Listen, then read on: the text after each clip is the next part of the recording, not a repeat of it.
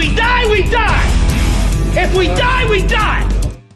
Welcome, Husker fans. Thank you for tuning in to Big Red Radio, the Husker Talk Show. I'm your host, Caleb Jenneret. Next to me, as always, is my co-host, Zach Jenneret. We have one more shot at a bowl game after last week's loss against the Hawkeyes this Friday. So we're going to preview that matchup. But first, make sure you subscribe to the channel, leave a like, hit the bell so you never miss an episode.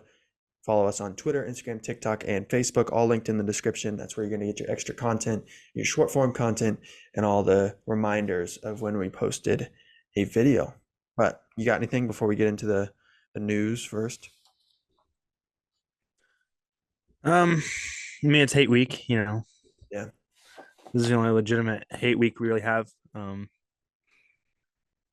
There's if no you other real hate ask all the Nebraska coaches, they don't think it's hate week. Well, Except for Tony White. Tony White said he's not going to wear black this week. No, it's 1,000% hate week.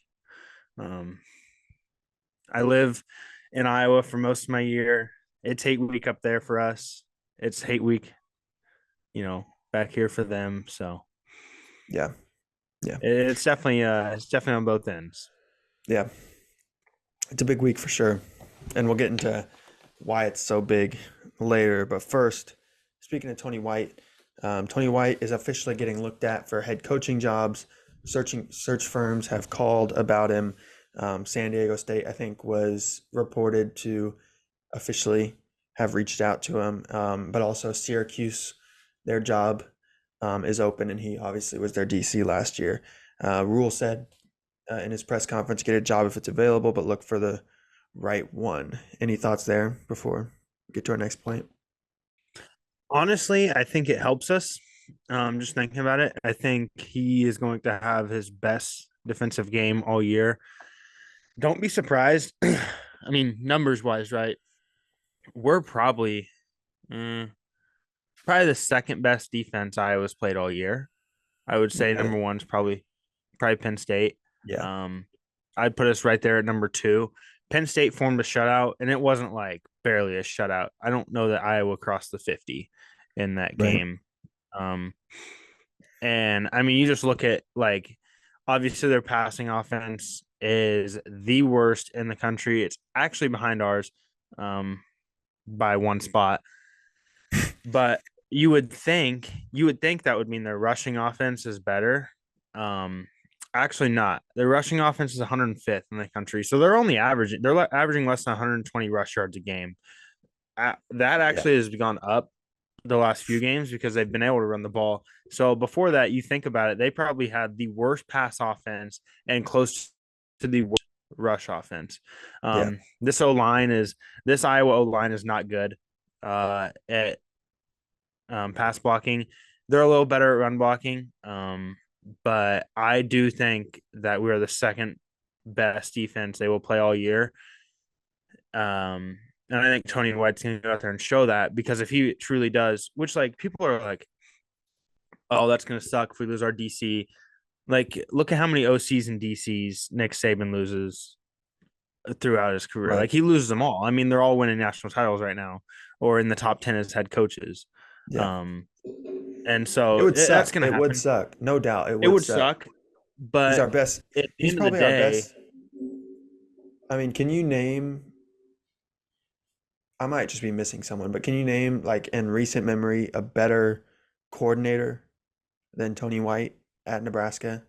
At least from results. Like, definitely not last year. Nobody last year. I mean, no. Nobody last year. Shenander was okay in his first couple of years. Yeah, but, like, he was never kind of fell off. He was never at the top. Right. I mean, you think really this think is like OCs. We haven't had a defense. We haven't had a defense this good since, like, Sue and like those guys were in. Yeah. Other big news, actually, Ty Robinson is coming back for his sixth year. That is, I mean, that's massive, because it's huge. You're now going to have him. Van Poppel will be down there at the D line. Linhart obviously coming back. He's a freshman. Yeah, right. At the backers, you still have Henrich. Is Bullock coming back or is he a senior? I don't know. Who's He's our got to other be backer? close. Who's our other backer? Javen Wright is a No. linebacker. MJ Sherman. This guy's a single Prince digit. He's a Wills. single digit. This guy's a It's single James digit. Bullock and Henrich. Those are the single digits, and Reimer, but Reimer's gone. Yeah. Yeah, that's what I was saying. Yeah, Reimer's gone. Obviously, that's what I was gonna say. So that's a hurt, but obviously there's no real talks about it. If we honestly could get Ernest Hausman to come back, I mean, Yeah, this defense is next level, right? yeah. Because I mean, nothing against Reimer. Reimer's a great player, but I think theoretically, hypothetically, if Hausman comes back, this is a he big steps in theoretical and fills because that. I see it as less than a 1% chance he comes back. Oh, for sure. But I feel like, or anyone that plays Sure. um out of the transfer portal that plays linebacker, I feel like can step up and play that position We at the have same freshmen level. too. Like we have freshmen coming up. I think Matt Right. Rule mentioned it in last press conference. What's his name? Dylan Rogers, I think, is one of the freshman linebacker coming in. Super athletic. So excited to see what he can do. Matt Rule said, "I can't wait for you guys to see what he can do." So we have a lot of defensive players coming back. If Tony White leaves, obviously it would suck, but no doubt that it would be okay. I mean, Matt Rule said, even Right. said it like throughout his career, he's had good defenses. So it hasn't been an issue for him so far. Yeah. But the players are But there. don't be surprised. Don't be surprised if Tony White stays. I Oh, mean, honestly, I think it's probably more I likely don't he stays. I think it's more likely he right. I stays. don't think that San Diego State head coaching job is very appealing. I don't. Yeah. I think it's a great place to go and lose. Syracuse probably a little more appealing, Yeah, but even then but you're in the ACC. You're in the bottom of the right, ACC. exactly. But I would wait for him to look to get into like the Big 10, Big 12 or SEC Yeah. if he wants to go get a head coach. I mean, if Ryan Walters can get a head coaching job, Tony White can get a head coaching job if he stays another year Correct. and Yeah. continues his Right. dominance. Right. So, And he's only getting better guys. So right. Right. Not worried at all. I think Tony White most likely does stay. But if he leaves, I'm not upset about it. I mean, that's what you got to expect. If you want to be a good program, you're not going to be able to keep coordinators around. So this is how it's going to be. So, yeah, I was going to mention Ty Robinson, but we already talked about that. Before we get to our game prediction, I wanted to ask you this because I've kind of thought it was weird. So obviously Chubba Purdy started against Wisconsin, and everyone assumes he's going to start. played well. Right, he played well. Yeah, played well. I would say played well enough to win. Just had some Oh yeah. mistakes with other parts and defense and make timely plays. But yeah, Chubba Purdy played well enough to win. Everyone assumes he's going to start, but nobody's really came out and said it. Like Satterfield said today that Heinrich and Jeff Sims are both healthy. I don't know. It's just weird vibes to me. Like, would you be surprised if Heinrich came out and started on Friday? I wouldn't, but I think if you want to win this game, I don't think you look at like who gives us the best chance to score. I like as crazy as that sounds. I don't think to win this game, you look at like who gives you the best chance to score. I think you look at like who gives us the best chance to keep our offense on the field as long as possible. And I think it's Chubba, right? Because I mean, this Iowa team is one that gets turnovers all the time. I mean, that's how they win games, Not yeah. I right? mean, historically, not necessarily this year. Not necessarily this year as much, but Right. like That's how they win games. And we'll capitalizing talk about that capitalizing on too. opponents' mistakes is Yeah, like how they win exactly. games. Right now, or previously, it was punt returns. I mean, they had 3 or 4, 3 confirmed, 4 if that Minnesota one doesn't get called for a fair catch, walk off punt return touchdowns. Yeah. That's absurd. I mean, I don't think we Um, understand like how absurd that is. They're not winning games on offense. They are winning games Yeah. on defense.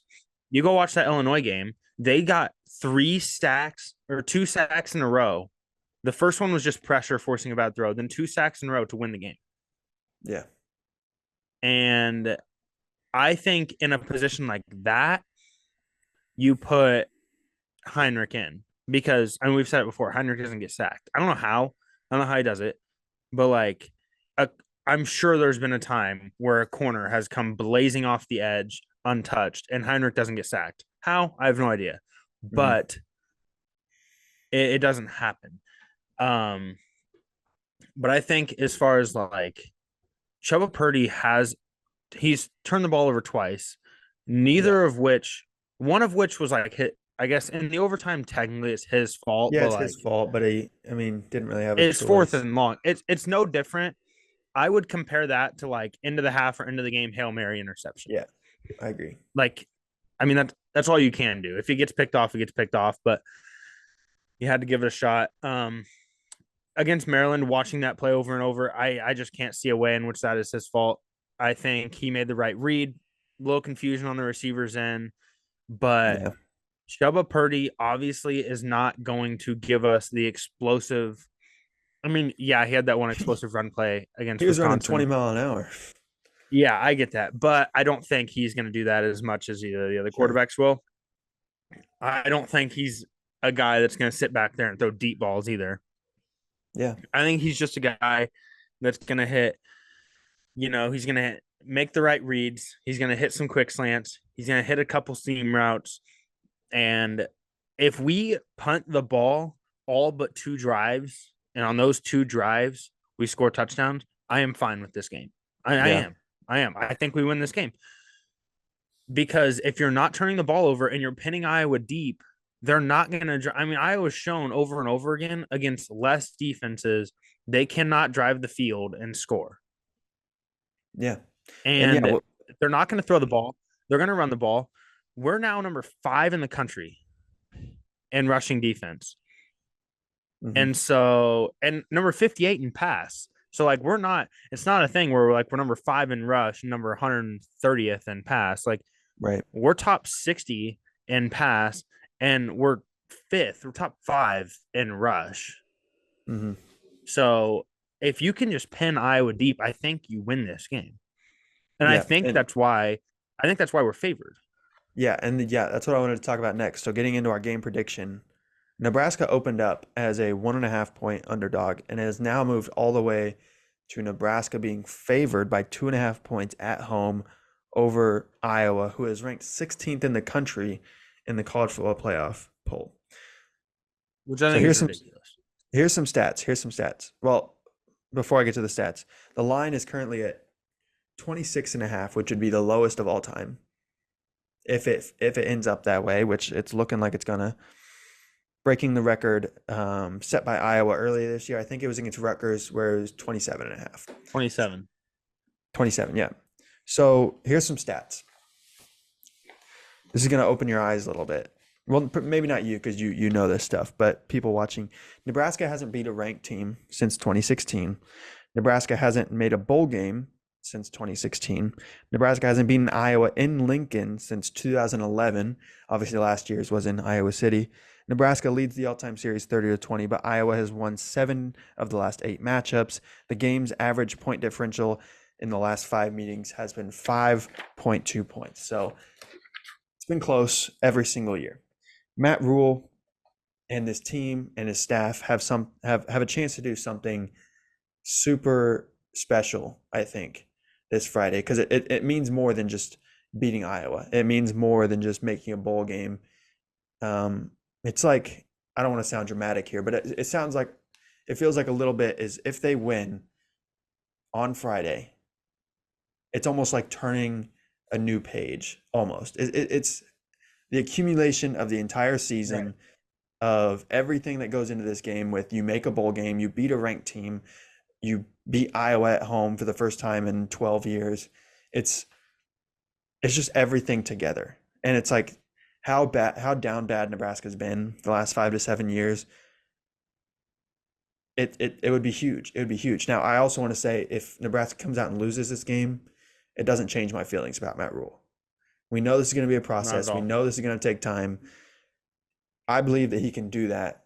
It would suck. It would suck to lose, and it would suck for Friday to be the last game we watch Nebraska play this season. But Also, wouldn't change my thoughts on him at all. But a win would be nice, obviously. So looking into the matchup statistically, Iowa, as Zach has already mentioned, has the worst total offense in the Big Ten, 10th in rushing, 120 yards per game, I last think in in the country. passing. I believe in the country. The worst total offense in the country. I was looking at Big Ten stats, so I don't know that for sure. 130th. 130th. I believe there's 130 teams. Yeah, at least somewhere around there. They're at least bottom five. They're last in the Big Ten in passing offense, 126 yards per game.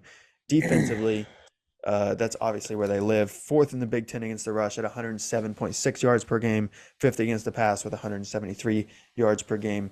Getting after the quarterback's not their specialty, but as Zach mentioned, they can do it.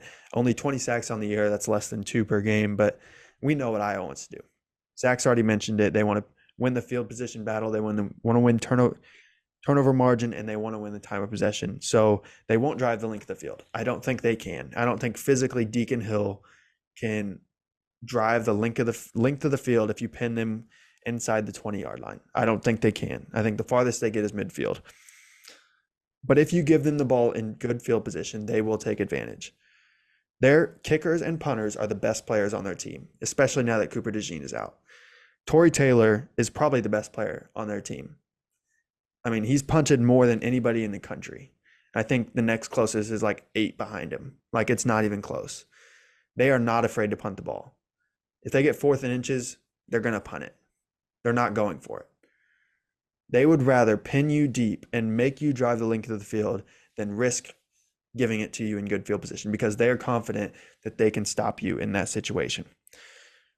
So it's going to come down to turnovers and special teams. And I truly believe that Nebraska can move the ball on this Iowa defense with short passes and accurate passes with Chubba Purdy, the run game with Anthony Grant and Emmett Johnson. Iowa hasn't been – they don't allow big plays, but they allow chunks. Like, they're not some stifling defense that's just stuffing you at the line every single time like we've seen in the past. They allow yards. As Zach said, their thing is hold you to field goals, capitalize on turnovers. The defense of Nebraska did not play the best game last week. But last time Nebraska played at home, they held a top 4 Big Ten offense in Maryland to 13 points. And I'm going to tell you right now, this Iowa offense is nowhere in the same stratosphere as Maryland or Wisconsin. This is the worst offense we're going to play all year. That's counting NIU. That's counting Louisiana Tech. Like, this is easily, far away, the worst offense Nebraska is going to play all year.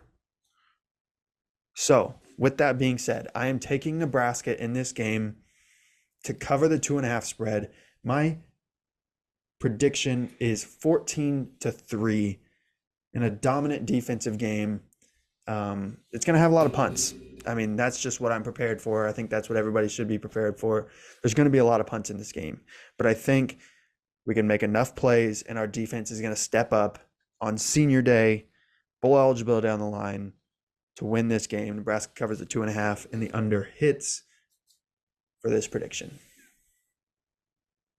Yeah. Like Caleb said, they do allow chunks. You go watch that Illinois game.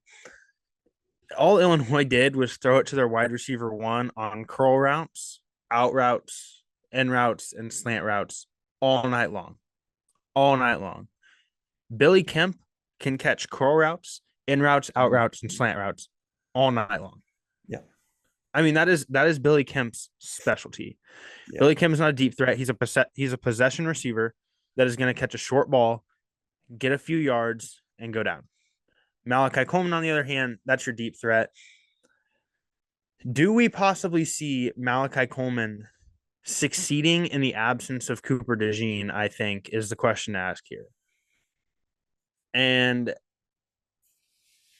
in the absence of Cooper DeJean, so Cooper DeJean did not play last year against Nebraska after the first 4 plays because he got hurt. Right. 4 plays in. Trey Palmer capitalized huge on the absence of Cooper DeJean. I mean, he burned Riley Moss. Yeah. Multiple times. I think it's very possible that Malachi Coleman might be faster than Trey Palmer. Sure. I think it is. I think he's more athletic, faster, bigger. I think his route running is obviously worse. I think his hands are obviously worse. I think his knowledge of the game is obviously worse. But I think he could have a big game. And I think Billy Kemp could have a big game. But the only way we do that is if Emmett Johnson opens up this defense, because they are not afraid to stack 8 in the box on you if you just want to run the ball, and they will stop it. Yeah. I mean, Iowa will absolutely stuff you in the face with 8 in the box if you just want to run between the tackles. And if we're just too boneheaded to like figure out like play actions, opening up with the spread to run those passes, then we will lose. But I don't think we're going to do that. I think we will start off with the run, open it up, make them respect that run, put 8 in the box, and find, Jalen Lloyd, Billy Kemp, Malachi Coleman, Thomas Fedoni, our receivers out there in the open. Brian Buschini's got to step up here. I mean, punts are going to be huge, as crazy as that sounds. Alvano has to step up. Points are going to be at a premium. If we're inside the 40, Alvano's got to be able to go out there and kick one. We know he can. We know he has a leg for it. I feel like the moment sometimes gets to him as a freshman, but you got to step up and go do it this game. This is the biggest one all year. It'll be better too because it'll be at home, so that'll be right. better for him. Yeah, absolutely.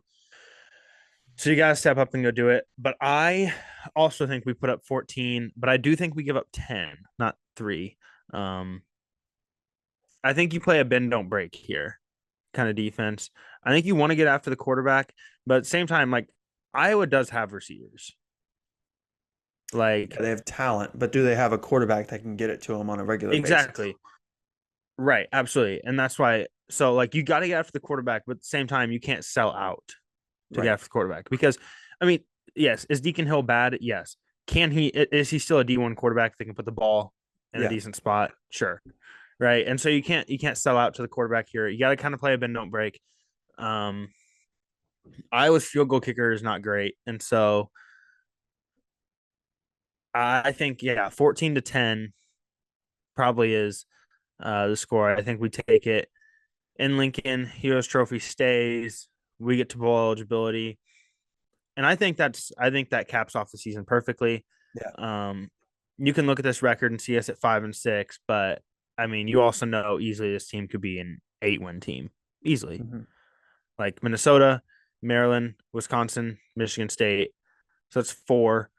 I mean, this could be we could be 9-2. We could be a 9-2 team as well. Sure. Obviously, we're not, but I mean, yeah, I think 14-10 is where this one lays out in Lincoln. Doing a lot of good things. Tony White stays. Matt Rule stays. We'll see what the rest of the staff ends up doing. Yeah. My big thing about this week's matchup is defensively, we got to the quarterback. We got to Tanner Mordecai last week. Just couldn't bring him down because he's quick, he's shifty, he's fast. I'm not going to try to talk a lot of trash on Deacon Hill, but if you get to Deacon Hill, he's not going anywhere. No, but outside of just rushing the quarterback, we missed tackles. Right. No. All over the field I agree. Wisconsin. And uncharacteristically. Who will make you miss, uncharacteristically. Right. Who will make you miss is Nico Ragaini and Caleb Brown and Caleb Johnson. Those guys will. I mean, Caleb Brown played at Ohio State and was a 5-star out of the portal. Ragaini's been there for forever. Eric All is a good receiver or a good tight end, which he might be out. I don't know. Caleb Johnson's a good running back though. You gotta hit him at the line, and we can. I mean, I know we can. Yeah. Right. I know that we can just stuff him right there and hit him right there. I mean, it seems like every time someone throws a screenplay on us, we get the biggest hit of the week. Right. But when they run a power O, it seems like we miss 4 tackles and they get 7 yards. So, which also, Iowa doesn't have a Braylon Allen in the backfield, a 6'1", 250. Correct. Yeah, they don't have that. Their running backs are okay. They're not anything special. So I'm not expecting any big-time pushes or big-time And their broken. line is nothing special anymore. It used to Right. be, not as good as it used to be though. But I mean, they find a way to win. That's Iowa's biggest thing is Mhm. they don't play well, they don't play great, they're not pretty, but they find a way to win. They've done it 9 times, right? Yeah. Probably should be. I mean, if you want to think about it, probably should be 10. Probably should be a 10-1 team. Right. And at the end of the day, it doesn't matter how much you win by because they're all wins. Right. So that's And that's the way one thing Iowa that plays. So I love that Nebraska's favored in this game, but how is Nebraska favored in this game?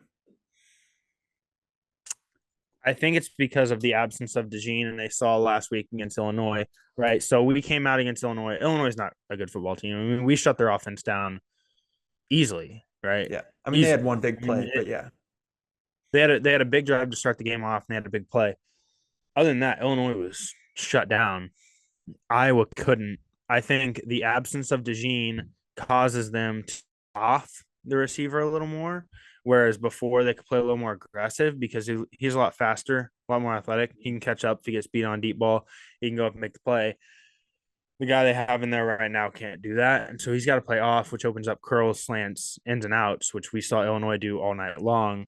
Obviously, you know, D1 coaches, I would hope, see that and run that. They also really didn't stop the run very well against Illinois. Uh, and then I also think it's because we're the second best defense they've played all year. Yeah, So that's true. I mean, on paper, they're like, I 100% think if Nebraska doesn't turn the ball over this game, I don't even like if Nebraska plays exactly how they did against Wisconsin last week, they're going to win the game. yeah, And they which didn't is even play why I that think you have to great. play They Chubba. didn't. Right. I think that's why you have to play Chubba. I think Chubba gives us the least possible amount of big plays. I think he does, right? He's not a guy that's going to Yeah. take off. He's not a guy that's going to chuck a deep ball. He's not a guy that's going to break open a play like Jeff Sims or Heinrich can. But you just look at it, he played a full game essentially turnoverless. And there wasn't any that were really close either. Mm-hmm. And how And does so here's my thing with that. Last point before we get out of here. How does that change your opinion of Marcus Satterfield? That Chubba did go in there and not turn the ball over. I've never thought that the turnovers were Satterfield's fault. Like I just don't see how you can be like this guy throwing picks is an offensive coordinator's Sure. fault. I think Because what a lot of people Heinrich's saw picks were like just complete misses. Right? right? Heinrich's picks were complete misses. Jeff Sims' picks were just awful reads. He has nothing to do with fumbles. Right. I think it's more Nothing. of like teaching the quarterbacks like the progressions, the reads, because Jeff Sims did make bad reads. He did make poor decisions when there was He guys did, open. So I think that's what a lot of people were worried about. but Chubba But doesn't. now we see And a full Heinrich game of doesn't. Chubba not turn the ball over at all, except for that last toss up. That's what people don't realize. Like Jeff Sims is the only quarterback that makes bad reads. Heinrich doesn't make Mhm. bad reads. He just makes bad throws. Right. Heinrich is always making the correct reads, always finding the open guy. You just can't hit him. Jeff Sims is just finding the dangerous guy trying to make a play that isn't there. He has a good arm. He has an accurate arm. He has a deep ball. But I mean, if you're throwing it into triple coverage every time, you're not going to get it very often. Chubba's kind of a mix between both. He's not as accurate as Sims is, but he hasn't forced the ball. Mhm. Obviously way more accurate than Heinrich is, but at the same time, the downfall is obviously his run game. But at the same time, like I'm not saying he's, Kyler Murray out there, but like Pat Mahomes can Way run the ball. quicker. He's way quicker than Heinrich. He might not have the He's quicker. top end speed, but he's way more dynamic as a runner. And he hasn't run as aggressive either. Yeah, which is fine with me. The Chubba's option play is questionable. His pitch game is very, very questionable.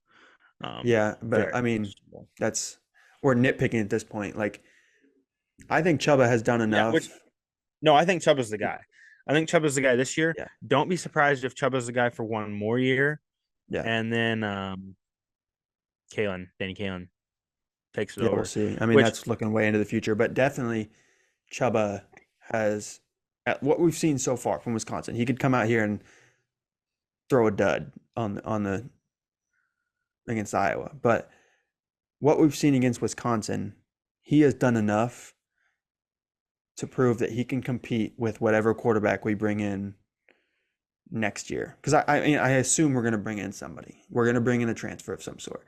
Now, obviously, if there's some huge guy enters the transfer portal, decides to come to Nebraska, like if the guy from Texas, Malik Murphy, decides he wants to transfer and he comes to Nebraska, that's a different story. Like right. But no matter what, Chubba should be on the roster next year, and Chubba deserves a shot at the starting job next year. He's done enough to me. Absolutely. I mean, he's looked the most poised, I think. Heinrich won 5 games. He went 5-3 as a starter. But we saw when he either got down in games or he was out of script a little bit and he had to make those throws, he couldn't make them. I saw some throws from Chubba last week that were exactly what we've needed all year. So right. I don't know if it's like an injury thing. I don't know if it's Matt Rule said he kept falling down the depth chart in spring ball. So I don't know what happened, but Chubba is exactly the quarterback that I think we've needed all year. And I don't put that on anybody. Like I don't blame Matt Rule. I don't blame Satterfield for not having him in. It's just, you don't even think about it's just hard. It's just hard when Heinrich's winning you games to like bench him. It hurts the team morale. You know what I mean? Right. You can't pull a guy that's winning games. You just can't. Last thing. Do you know Thomas Fidone is a freshman? Technically, yeah. Eligibility wise, Thomas Fidone is a freshman. Wow. Yeah, injury, that's COVID, and a red shirt. And a red shirt. Yeah. It's ridiculous. It's ridiculous, but works for me. That's big. I mean, if anybody in the country had a freshman tight end that looked like Fidone, they'd be ecstatic right now. So. Oh, for sure. For sure. But you got anything else? Nope. Make sure you follow all the socials, Twitter, Instagram, Facebook, and TikTok, all in the description. Subscribe, leave a like, hit the bell, comment down below your score prediction if you made it this far. But without further ado, go Big Red.